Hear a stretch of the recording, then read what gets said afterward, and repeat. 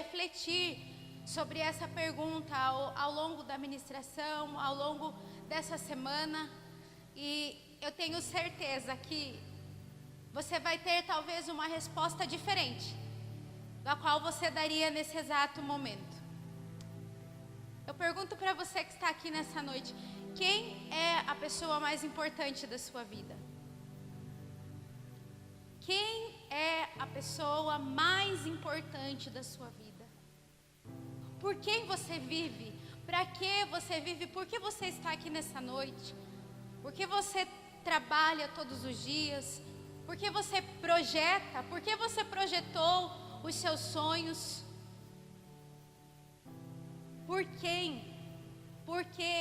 Quem é a pessoa mais importante da sua vida? Eu gostaria que você guardasse essa pergunta, amém? Guarde essa pergunta aí. Quem viu a arte que o pastor divulgou hoje lá, pra gente compartilhar, tinha uma frase, logo no início. Eu não sei se os irmãos leram, os irmãos se atentaram, mas tinha uma frase lá logo no início, que dizia bem assim, que Jesus, Ele é o centro e a circunferência da palavra, das escrituras, do evangelho. Eu gostaria que nós repetíssemos essa frase, amém? Diga: Jesus.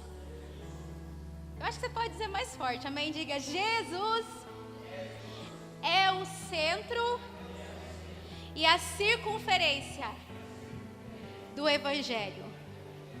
Você acredita nisso? Ou você tem alguma dúvida? Você não precisa ter essa dúvida. Jesus realmente é o centro.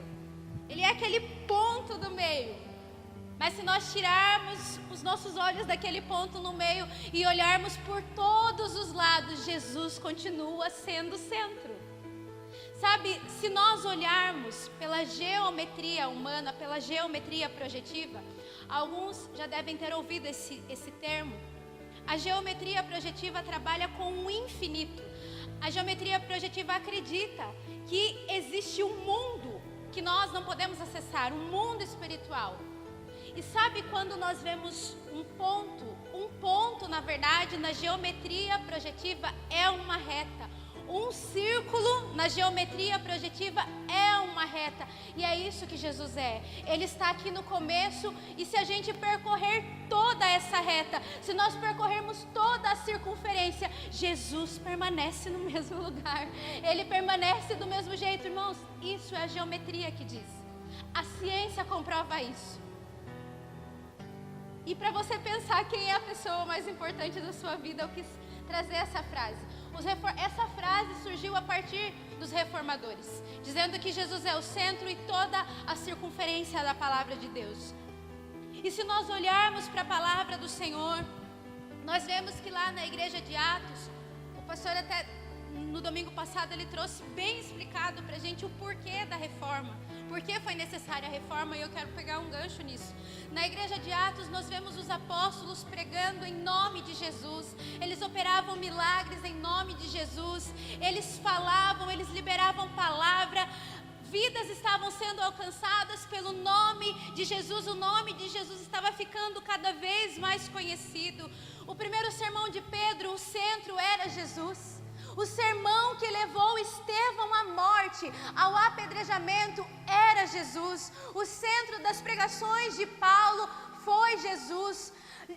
A palavra do Senhor nos diz que João foi levado preso em uma ilha, foi lançado no caldeirão de azeite quente porque ele pregava sobre Jesus. Os mártires foram mortos por conta de Jesus. Tudo era sobre Jesus no início da igreja. Tudo se voltava para Jesus. Somente Jesus era glorificado.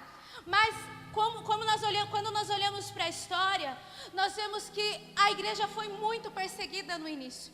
Pessoas eram mortas, pessoas foram apedrejadas até a morte, pessoas foram comidas vivas por leões, pessoas foram queimadas vivas, incendiadas por conta do nome de Jesus. Mas quanto mais a igreja era perseguida, mais o nome de Jesus se tornava conhecido. Quanto mais a igreja era espremida, mais Jesus ganhava notoriedade. Mas a palavra do Senhor diz que com o passar dos tempos, a igreja, os cristãos, o cristianismo que ainda não era nominado assim, ganha então liberdade. O pastor também falou disso na semana passada. Quem estava aqui se lembra, bem? Quando um imperador toma posse lá do Império Romano, um imperador chamado Constantino, ele resolve dizer então que agora o cristianismo, as pessoas poderiam servir a Deus, as pessoas poderiam falar livremente de Jesus. E quando as pessoas começam a dizer, a professar a sua fé publicamente, a história nos diz que a igreja começa a perder a sua força. A igreja começa a enfraquecer, porque aquele que era o centro da igreja não estava mais sendo o centro. Aquele que era o centro do povo de Deus estava perdendo o seu lugar. E sabe, meus irmãos, nós precisamos trazer isso para as nossas vidas, porque conosco também é assim. Quando o calo está muito apertado, quando as situações estão muito difíceis, parece que a gente ora mais, não é?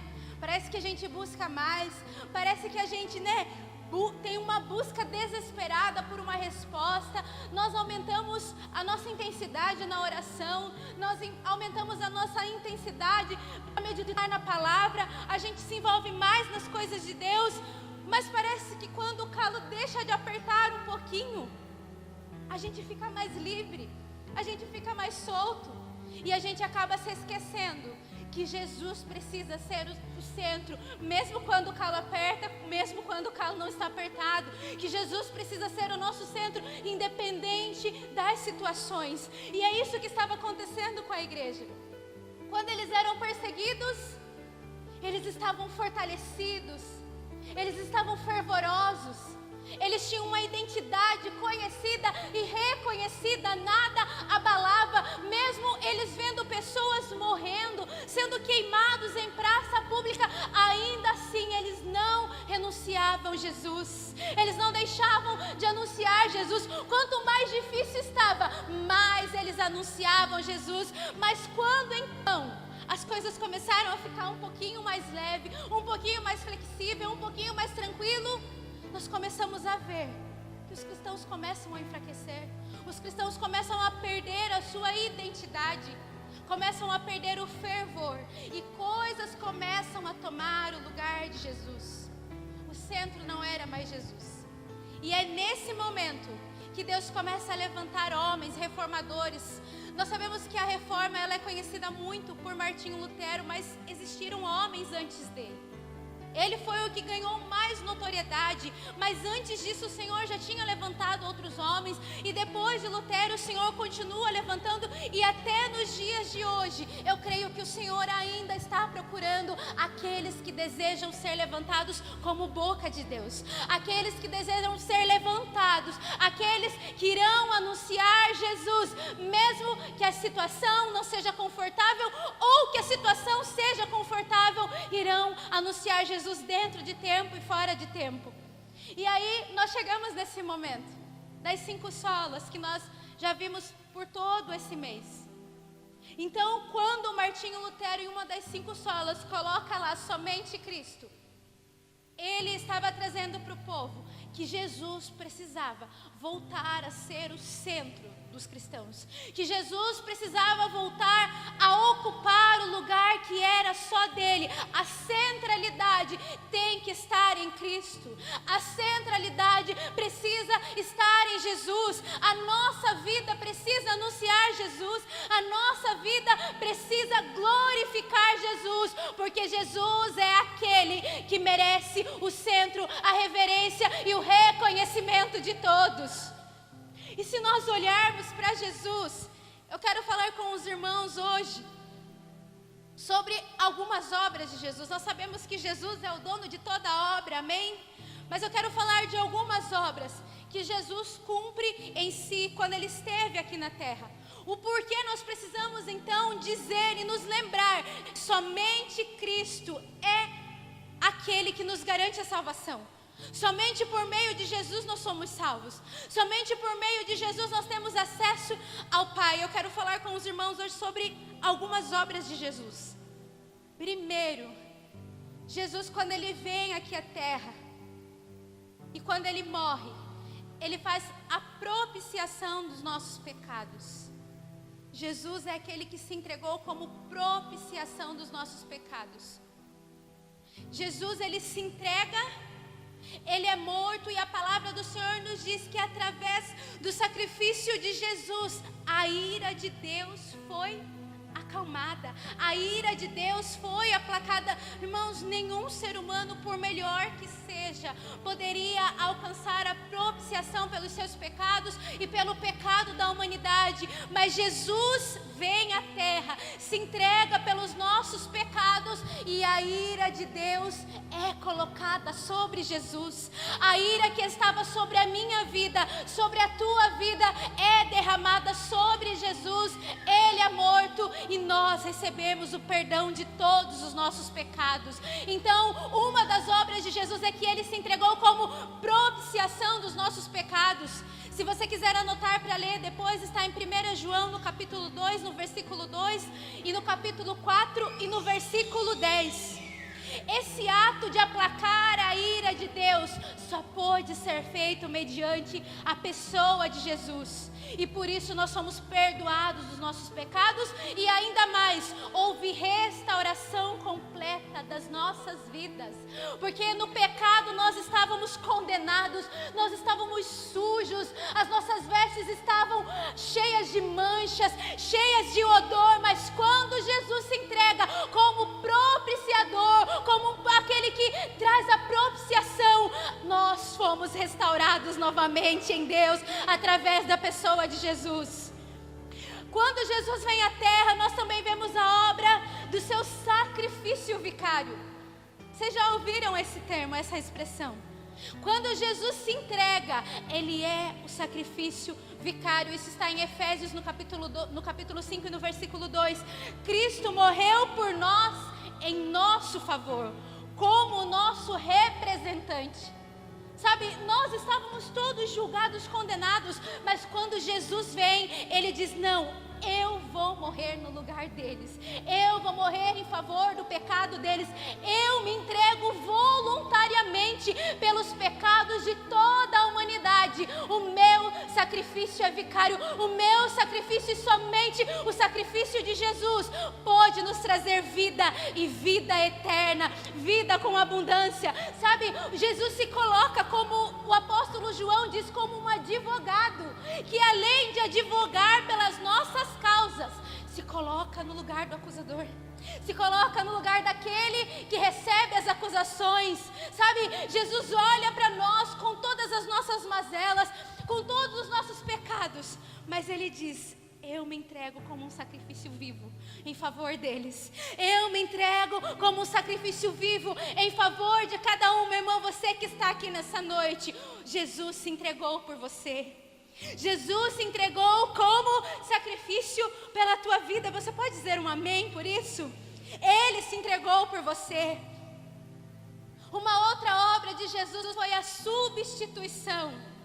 Quando ele se coloca naquela cruz, ele toma a cruz que era para mim, ele toma a cruz que era para você, ele toma os açoites que eram meus, os açoites que eram nossos, a vergonha, aleluias, os gritos, os xingamentos, as ofensas, até cuspido ele foi, nós sabemos, mas ele toma isso em nosso lugar, ele nos tira de lado, ele nos tira dessa cena de horror, dessa cena de depravação, ele nos tira, ele nos liberta da cruz, ele se coloca como um substituto em nosso lugar, para morrer em nosso favor, e os nossos pecados todos foram transferidos a ele, os seus pecados. Sabe, meu irmão, é interessante que os pecados que você cometeu hoje já foram transferidos para Jesus. Os pecados que você vai cometer amanhã já foram transferidos em Jesus. E a boa notícia é: o sacrifício de Jesus foi aceito por Deus. O sacrifício de Jesus em favor da tua vida e dos seus pecados já foram aceitos. Então nós podemos entender que Ele é o centro das nossas vidas, porque se entregou por cada um de nós. Cristo tomou o nosso lugar,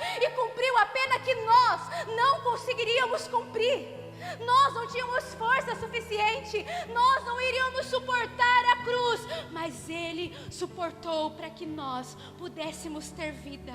Ele se entregou como substituto no nosso lugar. Ele foi ao mesmo tempo sacerdote, porque ele ofereceu o sacrifício. E ao mesmo tempo Ele foi a oferta pelo pecado, irmãos. Isso é muito lindo. A palavra do Senhor diz que o sacerdote, ele cumpria a sua função oferecendo o sacrifício. Mas ele não podia se entregar como oferta. Mas sabe, Jesus, Ele é o sacerdote que se oferece como sacrifício. Jesus é o sacerdote que se ofereceu em favor da minha vida e em favor da tua vida, meu irmão. Em favor das nossas vidas que estão aqui nessa noite. Deus, a palavra do Senhor diz, no livro de 1 Coríntios, aliás, 2 Coríntios, no capítulo 5, no versículo 21, Paulo, ele diz bem assim: Deus tornou pecado por nós, aquele que não tinha pecado, para que nele nos tornássemos justiça de Deus.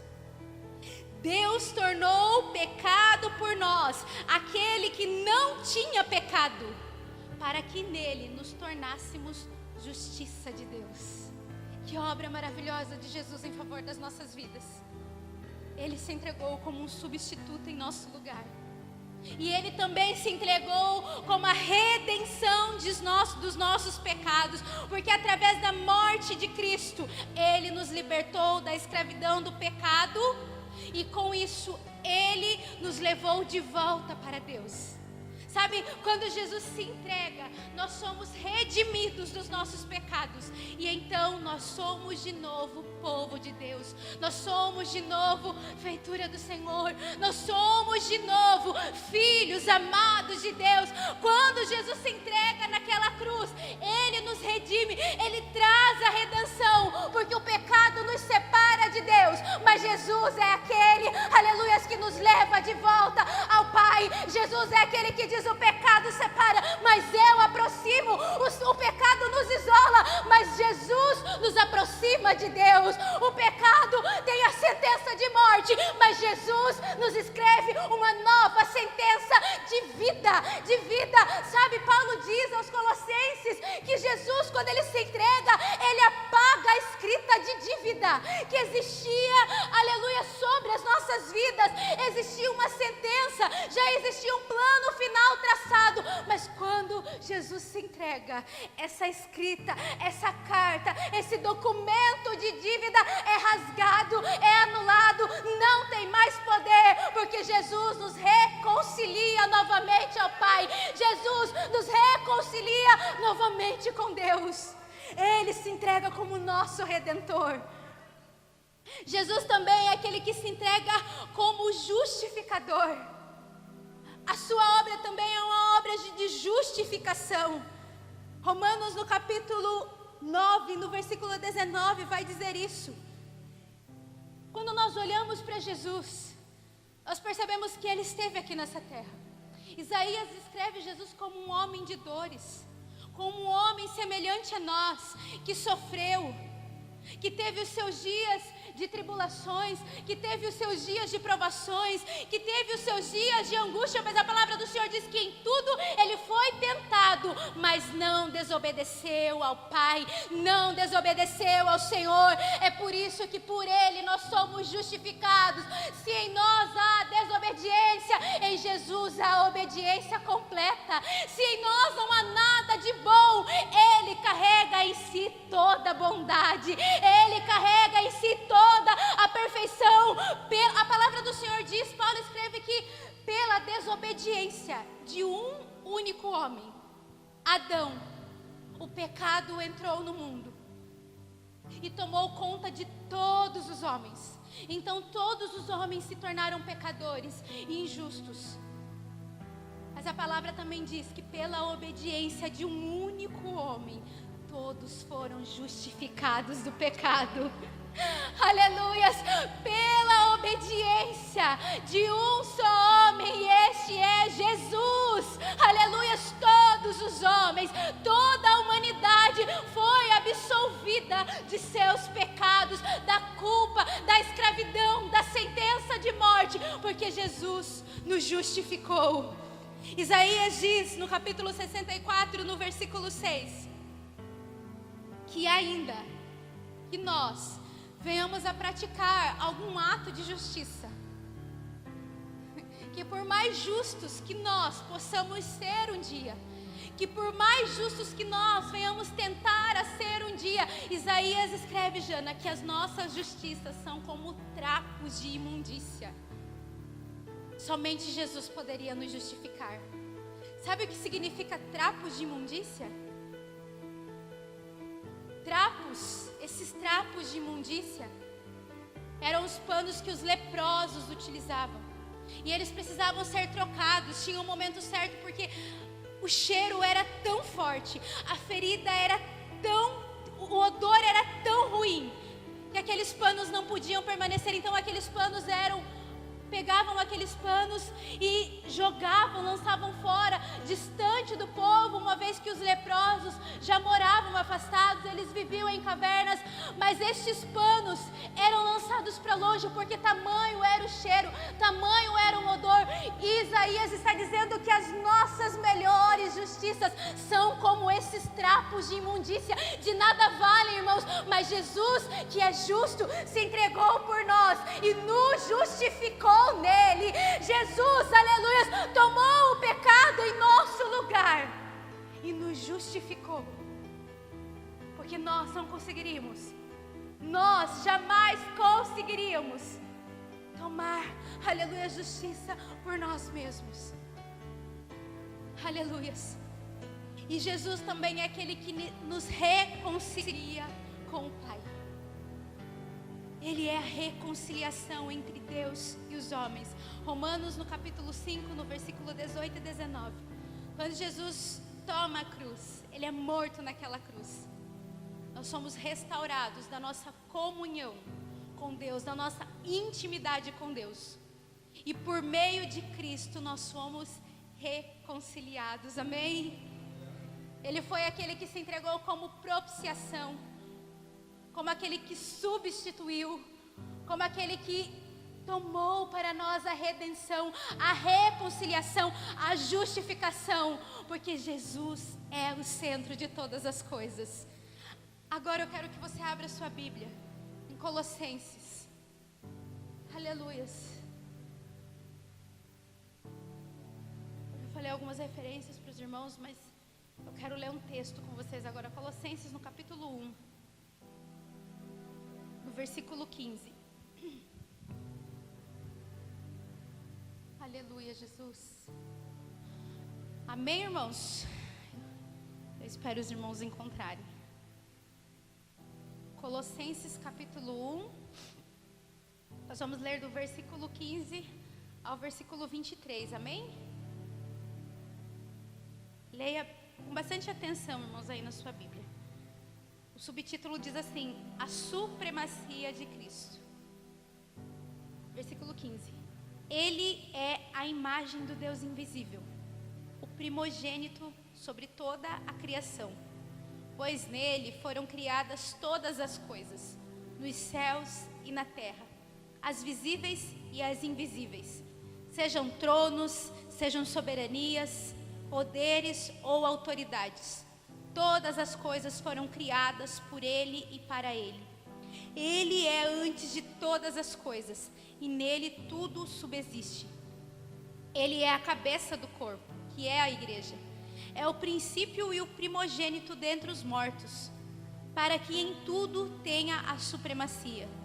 Pois foi do agrado de Deus que nele habitasse toda a plenitude, e por meio dele reconciliasse consigo todas as coisas, tanto as que estão na terra, quanto as que estão nos céus, estabelecendo a paz pelo seu sangue derramado na cruz. Antes, vocês estavam separados de Deus, e na mente de vocês eram inimigos por causa do mau procedimento de vocês. Mas agora, Ele os reconciliou pelo corpo físico de Cristo, mediante a morte, para apresentá-los diante deles, santos, inculpáveis e livres de qualquer acusação. desde que continuem alicerçados e firmes na fé, sem se afastarem da esperança do Evangelho que vocês ouviram e que tem sido proclamado a todos os que estão debaixo do céu. Aleluias! Que texto maravilhoso, meus irmãos. Eu fiquei pensando que texto que eu poderia ler. Mas se a gente pegar a Bíblia, tudo fala de Jesus. O Velho Testamento aponta para Jesus, o Novo Testamento revela Jesus, tudo aponta para Jesus. Mas quando eu li esse texto está falando de todas as obras de Jesus. Do Jesus como reconciliador, como justificador, como redentor, como aquele que substituiu o nosso lugar, como aquele que entregou um sacrifício vicário, como aquele que fez propiciação dos nossos pecados. A supremacia de todas as coisas estão em Jesus. E sabe, meus irmãos, se tudo isso aqui que nós já falamos ainda deixa alguma dúvida na sua mente, no seu coração, se Jesus deve ser mesmo o centro, eu quero já encaminhar para o final dessa mensagem, falando sobre 3 ofícios de Jesus. Além de todas essas obras maravilhosas e de todas as outras que você tem provado dia após dia na sua vida, eu quero falar agora sobre 3 ofícios de Jesus. Nós sabemos, irmãos, que lá no Antigo Testamento o Senhor levantou sacerdotes, o Senhor levantou profetas e o Senhor levantou reis. Homens levantados por Deus para cumprir um propósito específico. Mas foram homens falhos, homens errantes, homens que se desviaram por alguns momentos de Deus, homens que se deixaram levar pelas belezas, pelos prazeres do mundo. Mas em Jesus nós podemos encontrar aquele que é sacerdote, aquele que é profeta e aquele que é rei. Em um único homem nós encontramos o perfeito sacerdote, o perfeito profeta e o perfeito rei de toda a humanidade, rei nos céus, na terra e debaixo da terra. Porque no passado, no Antigo Testamento, a palavra do Senhor nos diz que o profeta, ele era levantado como um porta-voz de Deus. Ele revelava a vontade de Deus aos homens. Ele dizia sobre o segredo de Deus aos homens. Mas Jesus Cristo é a voz de Deus que ecoa hoje e ecoará eternamente. Aleluias! Em Jesus nós podemos enxergar a visão do profeta perfeito que traz as revelações, Cris, de Deus para os homens, mas também leva os intentos, as provações, as orações dos homens até Deus. Ele é um profeta de via de mão dupla, um profeta que ecoa com a sua voz. A palavra do Senhor diz que a voz de Jesus é uma voz onde todo joelho um dia irá se dobrar e reconhecer que Ele é Rei dos Reis, Senhor dos Senhores. Ele é o profeta perfeito. Ele é o único profeta perfeito. Profetas do passado erraram. Profetas do passado por alguns momentos foram equivocados, mas Jesus, Ele nunca será equivocado. Jesus nunca errará com uma profecia. Ele nunca vai errar com a palavra que Ele libera, porque Ele é o profeta perfeito da parte de Deus. Você pode dizer um amém por isso? Aleluias! Ele também é o sacerdote, o sumo sacerdote. No passado, o sumo sacerdote oferecia sacrifício em favor do pecado do povo. Uma vez por ano, os irmãos já sabem disso, né? Uma vez por ano, aleluias, o sacerdote, o sumo sacerdote entrava no lugar santíssimo. Primeiro tinha que oferecer sacrifício, oferta pelos seus pecados e depois pelo pecado dos homens. Mas a palavra do Senhor diz que quando Jesus vem, toma aquela cruz, Ele é moído, Ele é esmagado. Isaías diz que nele não havia beleza nenhuma. Ele foi ferido pelas nossas transgressões, Ele foi ferido pelos nossos pecados, Ele foi açoitado por causa dos nossos erros. Ninguém via nada de bom. É por isso que Paulo diz que para muitos a cruz é escândalo, para muitos a cruz é motivo de vergonha. Mas Paulo também diz para aqueles que reconhecem o mistério da cruz: a cruz é vida, a cruz é reconciliação, e o sacrifício Jesus é algo que somente uma sabedoria do alto pode revelar aos homens, sabe? Nós olhamos para Jesus e assim como um sumo sacerdote, quando ele se entrega por sacrifício e o véu do templo é rasgado, ele diz: eu entrei de uma vez por todas no lugar santíssimo. A partir de hoje nenhum cordeiro vai ser morto mais, a partir de hoje nenhuma pombinha será morta mais, a partir de hoje não será necessário mais oferecer sacrifícios, porque eu ofereci o único sacrifício que vai livrar toda a humanidade do pecado, que já livrou toda a humanidade de seus pecados. O sumo sacerdote que de uma vez por todas ofereceu-se como sacrifício, e todos os nossos pecados foram perdoados. E Jesus também traz em si o ofício de rei, Rei dos reis, Senhor dos senhores. Nós sabemos que Deus levantou reis, levantou Saul, levantou Davi, levantou Salomão e tantos outros. Tiveram atitudes de acordo com a vontade do Senhor, foram obedientes, mas em momentos falharam, em momentos pecaram, em momentos entristeceram o Senhor. Mas Jesus, como nós lemos aqui em Colossenses, o Rei perfeito, o Rei verdadeiro, que traz em si a imagem do Deus invisível.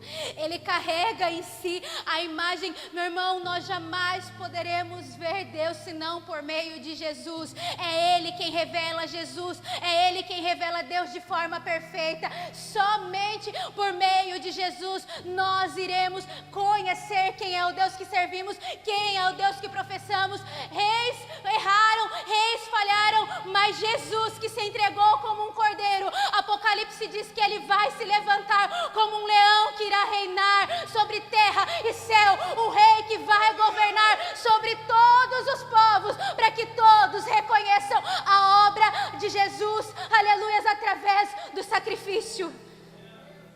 Ele é profeta, Ele é sacerdote, Ele é Rei do universo, Ele é o centro das nossas vidas. E eu faço de novo a pergunta do início: quem é a pessoa mais importante da sua vida? Tem dias que é Jesus, né, irmãos? Na nossa vida.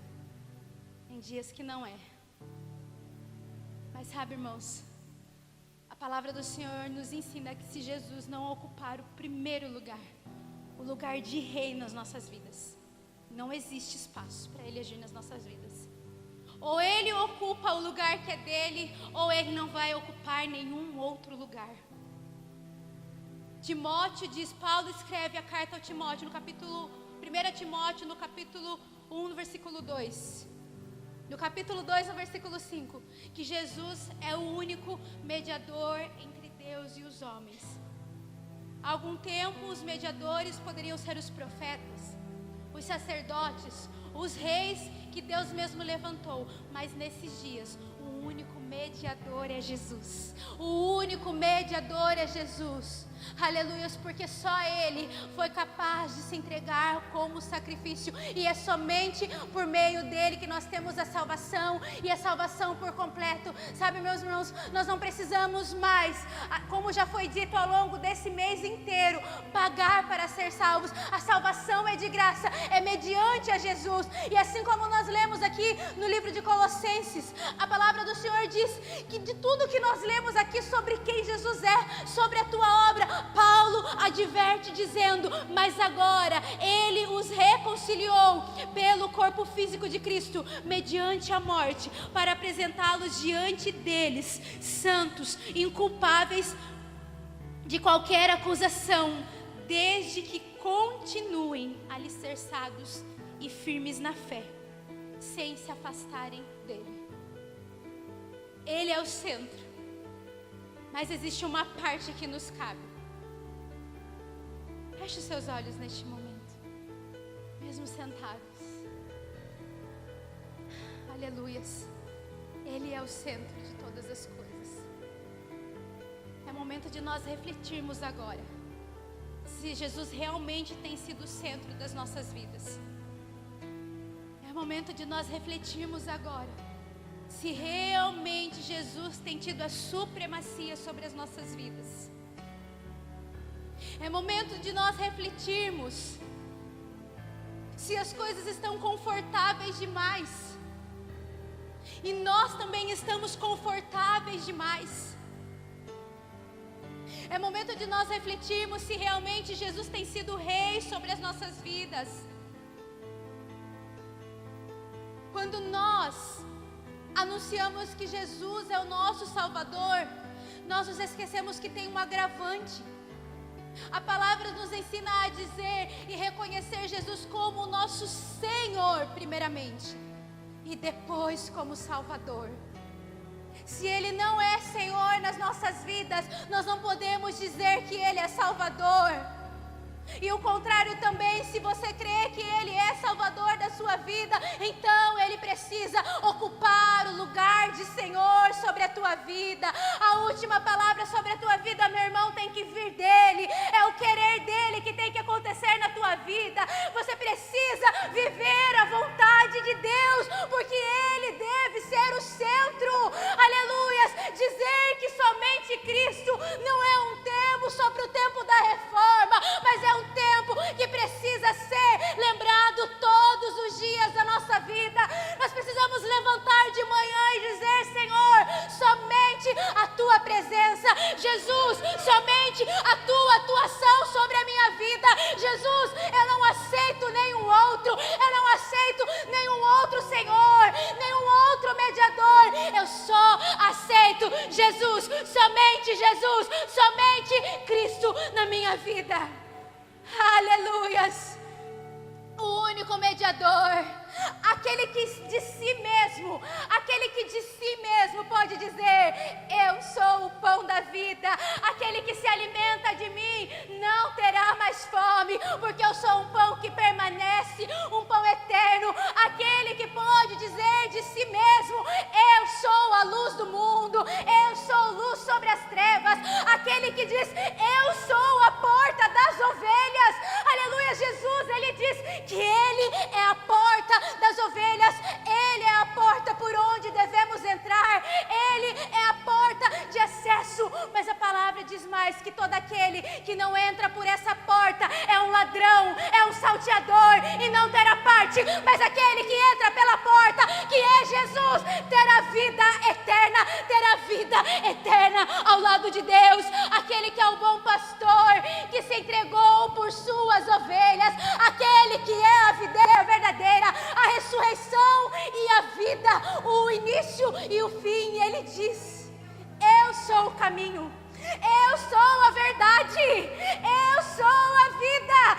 Ele diz de si mesmo: eu sou o caminho, eu sou a verdade, eu sou a vida. Meu irmão, o segredo é caminhar com Jesus. O segredo é entrar na porta que é Jesus. O segredo é se deleitar na vida que é Jesus. Ele é o mesmo ontem, hoje e será para todo sempre. Ele não muda, Ele é imutável. Ele é Rei dos reis, Senhor dos senhores. Ele é a raiz de Jessé, a estrela da manhã, o sol que vai iluminar a grande Jerusalém, o sol que vai trazer luz à cidade santa, para onde nos levará com Ele. Ele é o Deus Emanuel, Deus conosco, Deus que está com você no dia da tribulação, Deus que está com você no dia da angústia, Deus que está com você no momento do sofrimento. Ele é a palavra de Deus.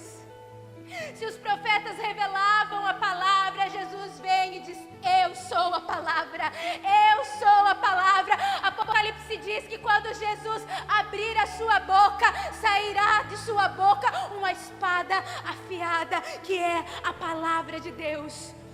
Ele é o Cordeiro que foi morto, mas ressurgiu e vivo, está vivo, totalmente vivo, o único digno de abrir o livro e desatar os selos e conquistar a salvação para os homens. Meu irmão, você só está aqui nessa noite porque Jesus se entregou por você, porque Ele, aleluia, foi sacrifício por você. Ele é Jesus e não há outro fora dele. Somente Jesus. Você pode se colocar de pé nesse momento? somente Jesus. Sobre tudo que nós ouvimos nesse mês, o aprendizado que eu levo para a minha vida é que eu preciso pedir, clamar para que Jesus me ajude a fazer uma reforma na minha vida. Porque muitas vezes não tem sido somente a fé, tem sido a força do meu braço. Muitas vezes não tem sido somente as escrituras. Muitas vezes tem sido aquilo que eu ouço, aquilo que as pessoas falam. Muitas vezes não tem sido só a graça. Muitas vezes nós estamos querendo fazer trocas com Deus, mas não é isso que Ele quer. Aleluias. E muitas vezes não tem sido somente Cristo, mas o Senhor nos deu a oportunidade nesse mês de nos, aleluias, fazer lembrar que é só Ele. É só a palavra dEle, é só a fé que vem dEle, é só a graça que vem dEle, aleluias, é só a obra perfeita de Jesus, é somente aquilo que Jesus tem para as nossas vidas. Vamos orar neste momento? Segure na mão dessa pessoa que está do seu lado. Vamos unir a nossa força em oração.